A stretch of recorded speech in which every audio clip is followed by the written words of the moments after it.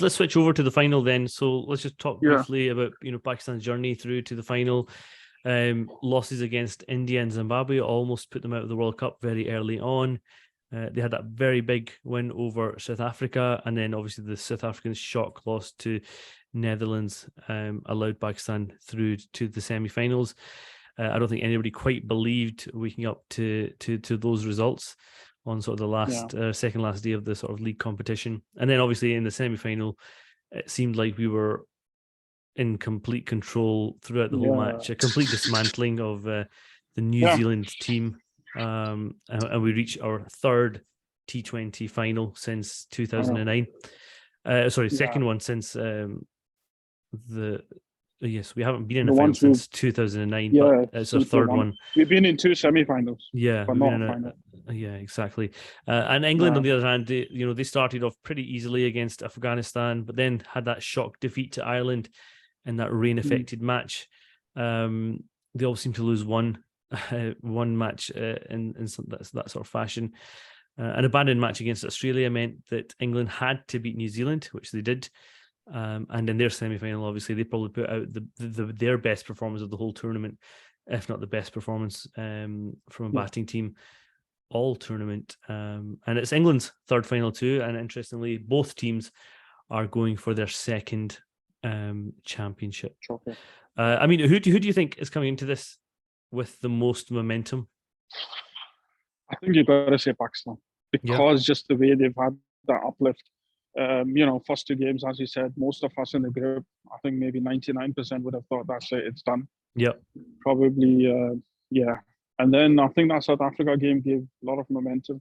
And you could just see something's going to happen, with the shock results against Ireland, with Pakistan against Zimbabwe. You knew there was another result coming, you could just feel it. Yep. And obviously on the day of the game as well, what was it, like 4 of us who were up? Mm-hmm. Obviously for me, it was still okay. It was 6 a.m, but some of the boys back home, it was like 3 a.m. and it was only like 4 of us up at that time.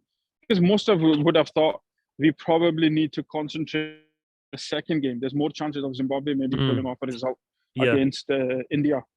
And, just the first ball, the way, I watched maybe the first 5 overs in the bedroom and then I came downstairs. You could see the intent. And I think from that power play, you just knew South Africa is under pressure straight away. I mean, funnily enough, we play fantasy cricket, and that was the game I picked to have my double bowling points for all my South Africa bowlers, because I was expecting them to have Netherlands out for 100 runs, but obviously it's amazing what can happen in T20. If we look at the Pakistan team, over the last few games, who do you think has been the star performer or the main man that we've relied on throughout the tournament so far? I think there probably wouldn't be one, because it's obviously been, especially when you've lost the first 2 games, there's always got to be a joint effort. Pick a top 3. I remember going, top 3. I think Shadab's got to be in there, 100%. For his batting, for his fielding, his bowling has been up there. So Shadab definitely one of them. I think from the bowlers, I know we talk about Shaheen and we talk about Rauf, but I think Naseem, man, he quietly has been doing his job.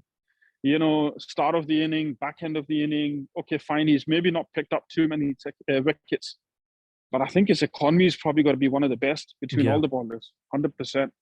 So I think he deserves a lot of praise. Young, he's 18. Yeah. I thought he was 18 2 years ago, but anyway, he's still 18. So, I think he deserves a lot of credit.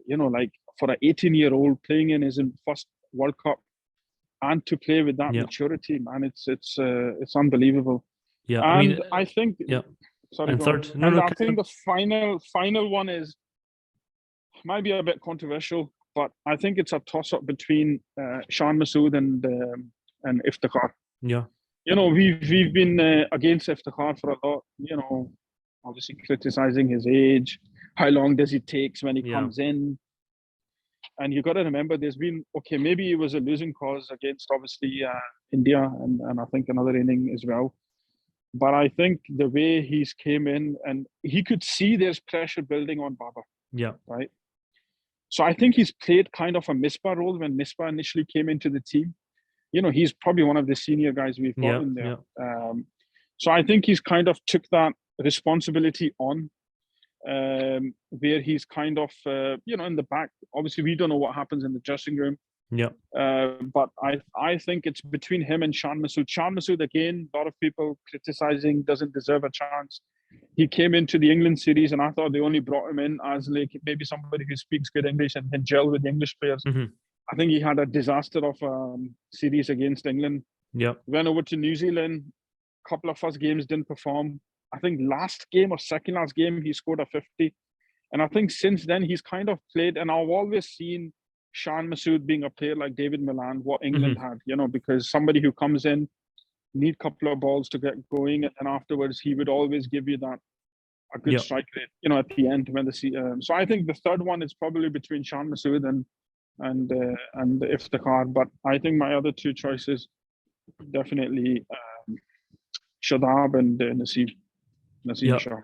And if I ask you the same question then from an England perspective, who do you think has been sort of the pick of their team? I know obviously with England, openers are probably the most dangerous in the team. I think Hales has got to be in the top three because he's again came after a long time. How long was he at the team for? I don't know, 3 years, 4 years? Yeah. I don't know. I can't remember now. So for him to come back, a lot of pressure on it. You're obviously one bad performance and you're out the team. So he's got to play with that pressure. So I think Hales has got to be there. Yeah. Apart from that, obviously, as I said, I haven't followed England as much up till the last 2-3 games. Initially I didn't watch their first game or the second, even the one which against Afghanistan or the one which was rained off. So obviously, if you look at, I think Adil Rashid, another one. Somebody, you've seen it yourself in the semi-final, guy goes for 20 runs in 4 overs. Man, that spell alone, it's something which I would say probably would have been the difference between India getting up to 180 plus. I mean, I suppose let me add. So Joss Butler probably, I think he's only scored a couple of big scores. But he's now scored 200 runs in the tournament, which is phenomenal at an average of 50, strike rate of 143, which is really impressive. And Adil Rashid, I think you're absolutely right, probably top three for England. He's only going at an economy of 6.25 for a leg spinner. That's pretty impressive. He's not taking many wickets, but in this form of the game, I think that economy is more important than wickets almost, because if you're keeping them down to 6 and over, they're barely going to get over 120, 130 as a result. And there's probably a few people in that team that haven't yet fired to the level maybe hopefully they don't.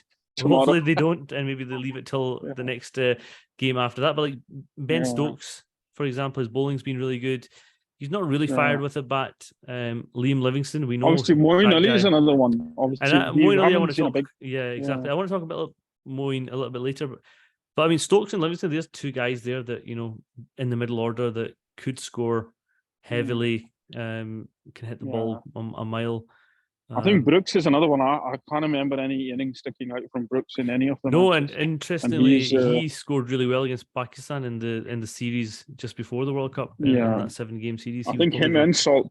Yeah, and I'm not sure if Salt will actually get a game tomorrow, but Malan might not make it, which might not necessarily be a bad. I think what I heard the other day from the Sky Sports, I think was an Hussain. So I've got a feeling, I think David Milan and Wood, there's big concerns over both of them. Yeah. So which might work in Pakistan's favour, especially with Wood, especially. It's just the way, obviously, his bowling style. And I think he caused, even though he didn't play the full matches in Pakistan, 7 matches, I think he only played about 3 or 4. He played 2 games, took 6 wickets in those 2 games. I think he scared the Pakistani batsman, actually. He was the only guy real out and out pace in that team, and it showed. And I think with Melbourne, because of front boundary being so small, it's really hard to hit him straight. So I think, and then again, obviously, if they do insist on playing Wood, we don't know how match fit he is. So again, might playing him work in Pakistan's favour as well. If he's not coming into the game fully fit, and we've seen it before in some of the Test matches, if he's not fully fit, he doesn't even last the game. He might pull up after the first over or the second over, and then obviously Ben Stokes might need to. So I think there is a big decision for them. Do they go with Jordan? Because, with Jordan, he's proven, especially with his fielding. I think he saved about 10 runs, against India. Just the way he's in field. And then again, for him to ball the back end of 3 overs as well. I think he balled 3 overs on the trot. But anyway, I think Sam Curran's another one. Even though I'm not a big fan of him, but I think he has been playing, maybe filling in that Ben Stokes role, because Ben Stokes hasn't been, kind of picking up many wickets. So it's one of those, But I still think with the whole momentum Pakistan's got coming from basically from the dead, and I think with England bowlers, England batsmen not being exposed much, the middle order especially. So if you get Butler out, Hales out cheap, and you've got those boys in, you never know. Yeah, so I mean, Hales and Butler, they're averaging 50, but the next best, unless Mallon and Livingston and Stokes are all averaging, less than 30. So quite a big gap between those guys, and it just goes to show they've not actually performed at the same sort of level as maybe they have in the past. Moeen Ali, you mentioned him, and I wanted to talk a little bit about him. What is his function in this team? I mean, he seems to have not done very much in this World Cup. He's bowled only 2 overs. Well, I don't know if I couldn't believe that when I seen that. Only 2 overs in 5 matches, and batting wise, he's played less deliveries than all of the other batsmen in the team. What is he doing in this team? I think. Sorry, I missed your first part of the question. I think my. No, I was just saying. I mean, Moeen Ali's. He's barely bowled. He's only bowled 2 overs. He's barely bowled. Yeah. I've seen this whole World Cup. I don't know if you've seen something interesting, right? Obviously, I know he has seen a lot of him, but I think the expertise he brings in the field as being a second lieutenant to Butler, you might have seen it, or you might have picked up on it. I picked up on it. Yeah, they were talking about it on commentary. So I think so. Yeah, and I think that probably plays a big vital part, because you got to remember Butler's just a new captain. Yeah. Also, Butler was out for what he didn't play the 7 matches against Pakistan. Yeah, I think he got injured in the 100 or something, so he's been out for like nearly 2 months. So, and obviously we know with Moeen, like any given day he can just turn the game around. One of those players. I think a lot of players England's got. So I think the value which Moeen brings, the calmness in the field. He knows a lot of boys in the team, and I think Butler trusts him a lot as well.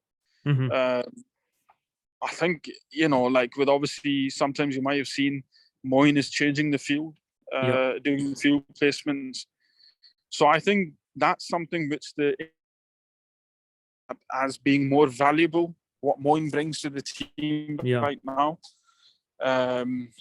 Then, obviously with him not bowling, and I think they play with 4 pacers as well. And obviously, I don't think, and Livingston's been filling in the role of a part-time spinner.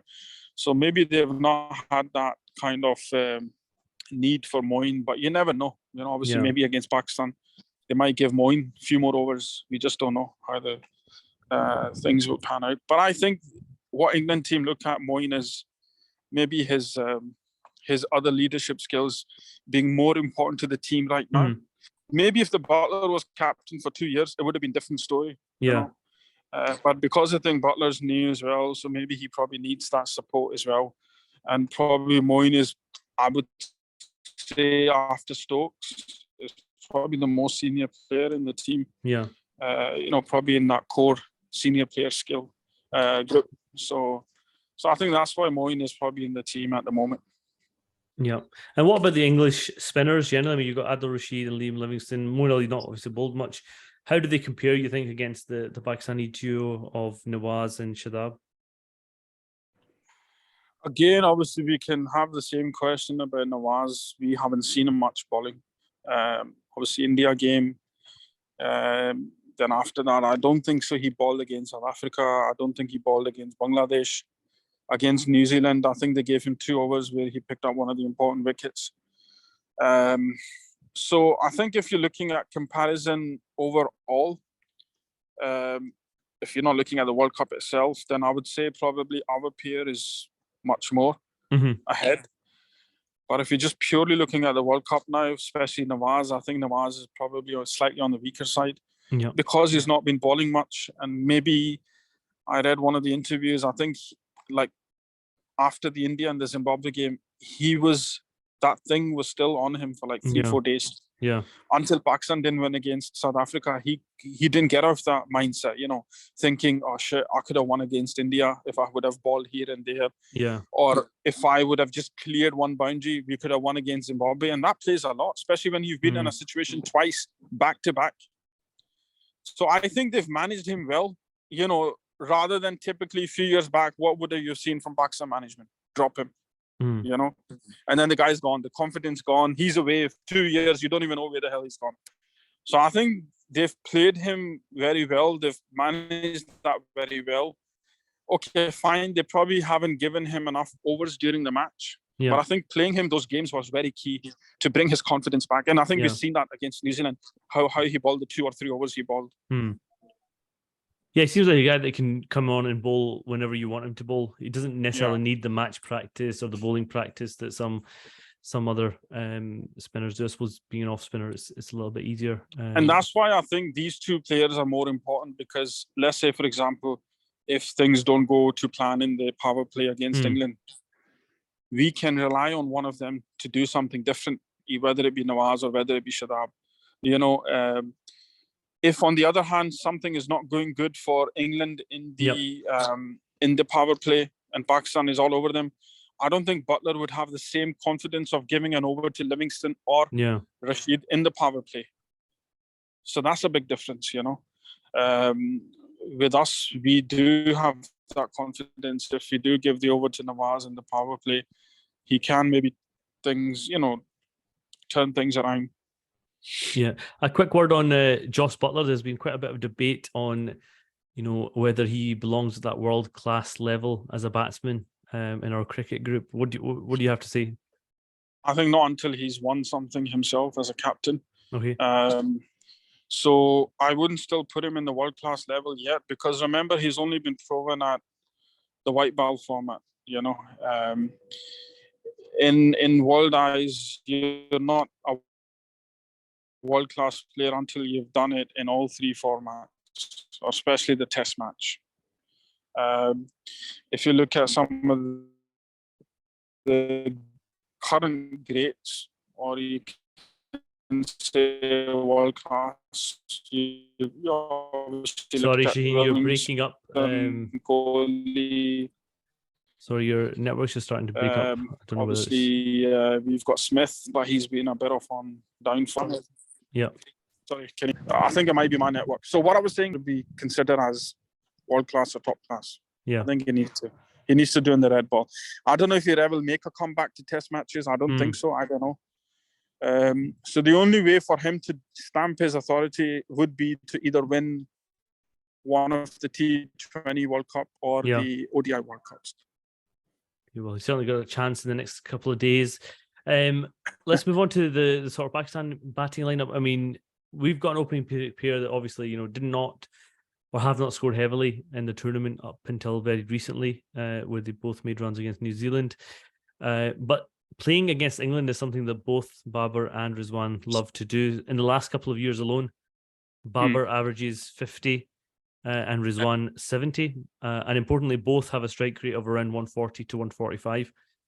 And in those 2 years, all those games, they've scored, Babar scored almost 500 runs. Rizwan scored 400 runs. And after that, the next person on the list is Shan Masood, who scored 150 runs. So a lot depends on Pakistan's openers again. Yeah, so as you would know, I think me, Imran, and maybe 1 or 2 other guys who have been quite vocal about it, to break up this partnership, even though a lot of you guys wanted to place your trust in obviously these 2. And then I did say as well before the New Zealand game, I said it's too late now try any new combination. You just got to go with it, and hopefully one of them clicks. And for us, alhamdulillah, both of them clicked in that game. So now I think the way you got to look at it is, obviously there is no talk about changing that now. Whatever there was a slight talk, they've just put that to bed for the next year or so. I don't know when the next T20 World Cup is. I think is in 2 years' time. But anyway, I think for now, for time being, even after the World Cup finish, I think that talk has been put to bed now, especially after that performance in the semi-final. So I think batting-wise, we just got to, obviously, they've got to take that momentum into the final, 100%. The way they came out against New Zealand, they've just got to go with the same intent. It's all about the intent, which was missing from all the other games. They've got to go hard at it, and that's how you're going to put them under pressure, So I think, inshallah, tomorrow or Monday or whatever day it is, or whenever they do get a chance, I think they've got to play with the same intent. And I think for us, the way we've been successful in the last 2 years, it's all been based on the foundation which is given by Babar and Rizwan, which we've been missing for a long time. After Saeed Anwar and Amar Suhail, can you really remember a long period where we've had a solid opening partnership? I can't remember. They were the last two your mind goes back to, Amar Suhail, Saeed Anwar, Amar Suhail, Saeed Anwar. So I think these two have given us that platform for a longer time. Okay, whether it only be in T20, I think in ODI, it's Imamul Haq who opens. So I think we just got to go with that momentum, with the same intent, and then obviously we just got to build on that. The one thing which was missing from Pakistan's locker was, what's his name, Muhammad Haris, which we managed to find. So now we know if one of these openers don't click, we've got something coming next who does work, And before it was like he only works in power play, but we've seen that in the last game against New Zealand, he works outside power play as well.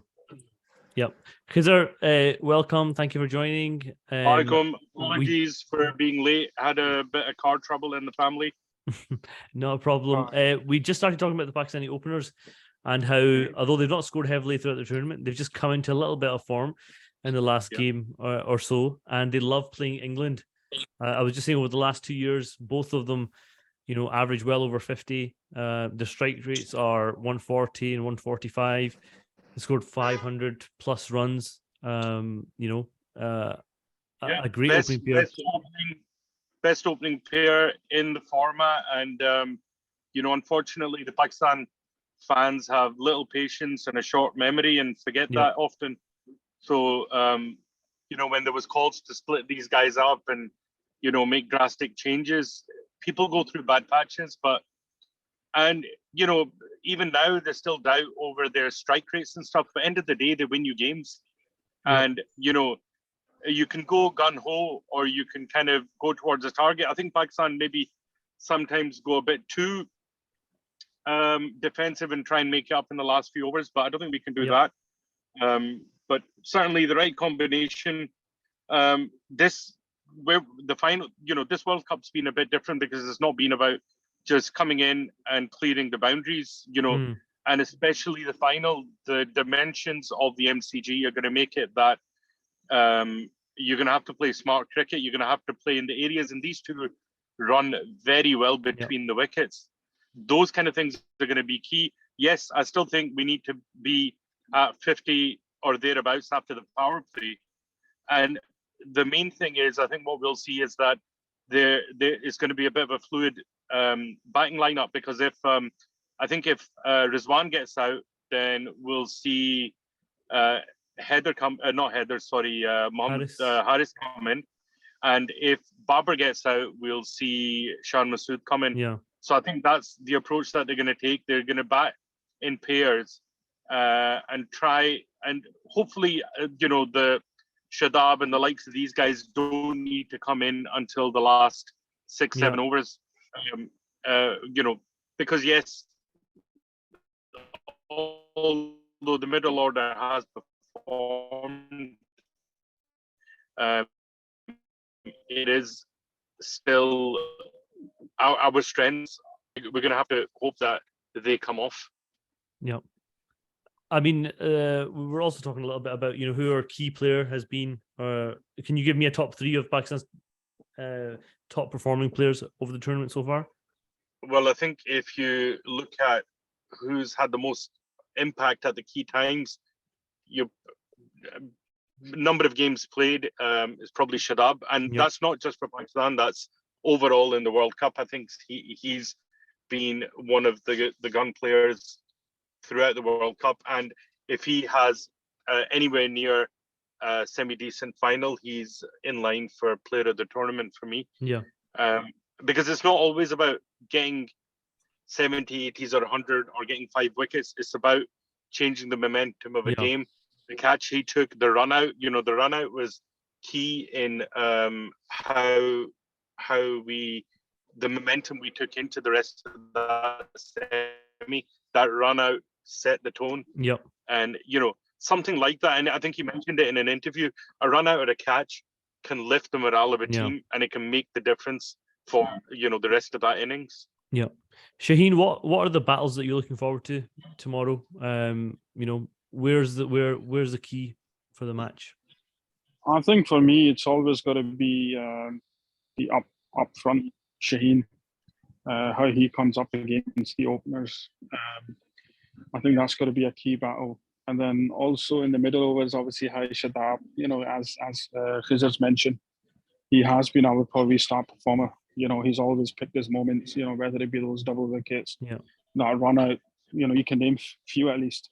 So I think those would be the key battles. And also, I think so far we're Pakistan, especially when they've came back in those 2 games against South Africa, New Zealand, it's been the death end bowling, the bowling at the back end, which has been very crucial, which probably I would say won us those games, because the way Williamson had set up the platform, you were looking at 180, 170 plus easy.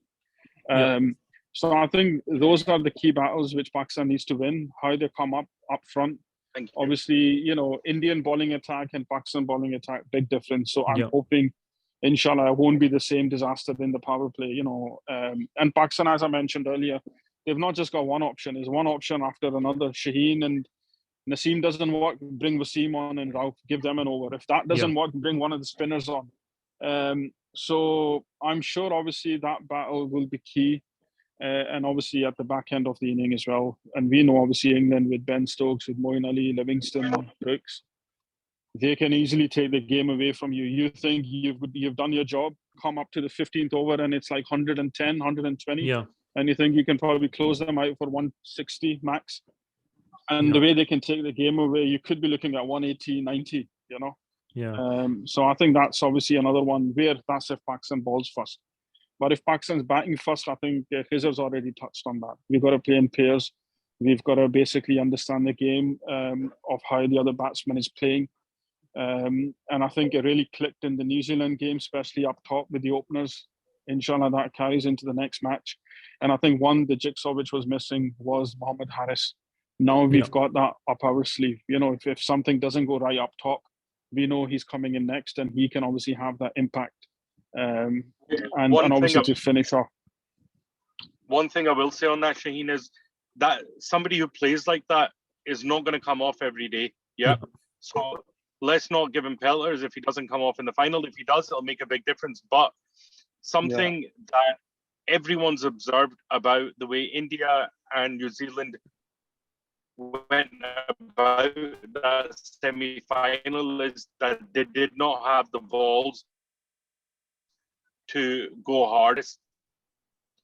The others need to step up. We can't just say, I was going to say, we can't just play out the overs and hope we're going to score 50 in the last 4 overs. We've got to keep going throughout. England will do that. England are going to bat like that all the way through. They're going to keep going and they're going to keep going hard. If Pakistan are batting first, Allah na kare, they lose a wicket early. Rizwan goes early or Heather goes early. We cannot think, we need Babar and Shan Masood just to bat out for 10 overs and try and see what can happen in the last 4, because India did that and it wasn't enough against England. If we give England a mediocre target, they're going to go out hard. And yes, our bowling is not the same as India. They will lose wickets. One guy who not a lot has been said about is Naseem Shah. He has bowled really, really well in this tournament. Without the reward, I hope he gets. Yeah, I mentioned that. I hope he gets a reward because he deserves it. Yeah. You know. Yeah. And so when obviously Vikas asked me the question about the top 3 player, I said, look, Shadab sticks out straight away. But I said Naseem is another one. You know, like nobody's talking about him. Imagine an 18-year-old coming into his first World Cup and the way he's been bowling. Okay, maybe he's not picked up many wickets, but look at his economy. Yeah. You know? And to have that confidence to bowl those slow bouncers at the back end of the inning. Do you know what? His slower bouncers, even at the start, have been the most. They've got him the most dot balls. People are not reading that slow bouncer well. He's got a fluid action. He runs through the crease, and he hides that slower ball well. Against we had Wasim Jr. who got us off to a really good start. We had Rauf who was playing really well at the start. Everyone, like you said, has performed, and we do need everyone to step up. But it will be the fielding, because you drop a catch, heads will go down. Yep. People will get demoralized. This is a big ground. This is going to be about, if we're bowling those slow bouncers, they're pulling them. You're going to have to hit an 80, 85 meter 6. So, it's not one of those, hit a 65 shot in the air and you're going to get a 6. You're going to have to earn your 6.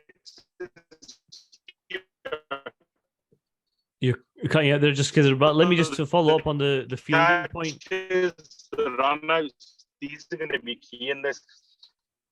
The other one on the England side, sorry, you cut out there. Let me just pick up on the fielding point that I think it's surprising to me that this tournament, how some teams have actually struggled in the field. Pakistan actually have done pretty well throughout. Under pressure, even in the semi-final, England, in the last few overs when Hardik was going crazy, they were struggling a little bit. South Africa dropped catches. New Zealand on more than one match, were not great. But actually, Pakistan's fielding in this tournament has been very good, and I don't think I've seen many instances where I've been shouting at the TV at somebody, which is an often occurrence. They did have a few lapses early on, but in the semi, that is probably the best they've fielded in a long, long time. And it wasn't only the kind of the rock star moment from Shadab running out and catching. It was also Rauf diving to stop a boundary. There was so many efforts on the boundary, cutting off those the twos that could have been. The ones that could have been twos, the twos that could have been 3. Yeah, those are things that kind of get forgotten about, but they have a big impact on the game. Yeah, and I asked Sheen this earlier. Do you think Pakistan are coming into this with more momentum than England? And that effort against New Zealand, do you think, and the way they obviously started so poorly, means that Pakistan are on fire? To be honest, I think both teams had a shit start. England lost to Ireland. They had.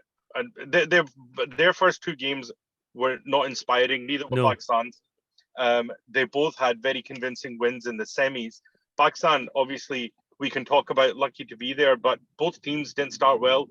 Pakistan had 2 very close games that could have gone their way easily. So I think they bring the same kind of form into the final. But what's key is player form. We've not seen Livingston do anything major yet. Moeen Ali do anything major yet. And the other one that I'm scared about is Salt.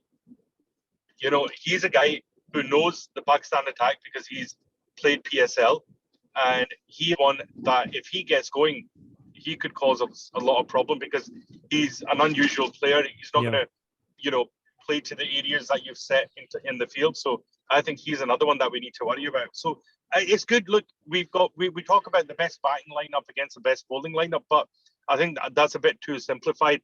There's a lot more to it in both of these teams. They both have got depth. They've got all-round ability. So if they play to the mark that they're supposed to, I think it's going to be a cracking final if the weather allows it. Yeah, and if Mark Wood is not playing tomorrow, surely that gives Pakistan a lot of confidence. He played 2 games earlier in the series with Pakistan, took 6 wickets. I think Pakistan batsmen were not comfortable against him at all. No, I mean, not many batsmen will be at that pace and the length that he bowls. So without him, I mean, is there anyone in that bowling lineup that Pakistan would fear? Look, Curran's had some good form. He's getting the ball to swing. So maybe you could say him. Adil Rashid is a quality leg spinner who always gets undervalued in these kind of, franchise stuff. Always would be a danger because this pitch would suit him. There'd be pace and bounce for him. So no doubt. But is there anyone that we should be afraid of? I don't think we should be afraid of anyone. Anyway, Babar had one of these quick fire. They did, I think it was on TikTok or something. They did some quick fire questions, and they asked him the bowler you'd like to hit for 6, and without even